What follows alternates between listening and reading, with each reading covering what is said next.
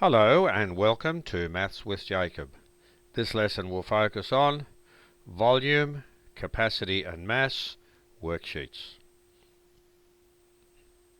So this video presents a few worksheets where we look at the volume of containers, we also look at the capacity, and we also look at the mass. So three different entities there which are closely connected to each other.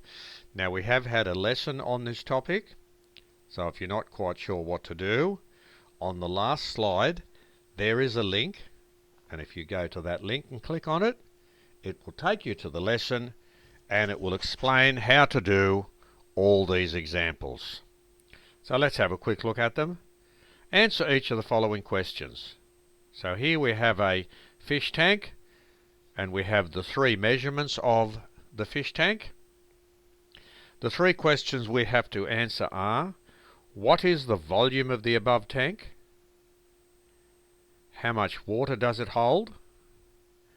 And what is the mass of this water? There is an example in the lesson if you need to look at it. The second example, here is another fish tank. We are told that the volume of this fish tank is 2 cubic meters. We have to answer two questions. How much water does it hold? What is the mass of this water? So there is a connection between the volume of a container and the amount of water that it holds, and also the mass. Number 3. Here we have a container and we don't know the height, so we're not actually given what the height is. If the above container holds 3 litres of water, find the height. So that's a very good clue here.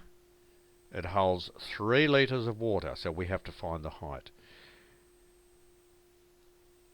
What is the mass of the water? And the fourth example, this is a very interesting one. Just pretend that we pour the water up the top here, and we're given all the necessary measurements. What we have to do is work out the volume of the above object, how much water it will hold, and the mass of the water.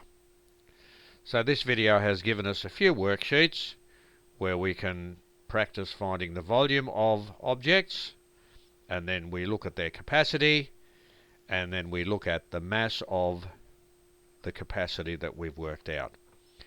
And if you're not sure what to do, on the next slide there is a link. Click on the link and it will take you to the lesson to explain how to do all the examples.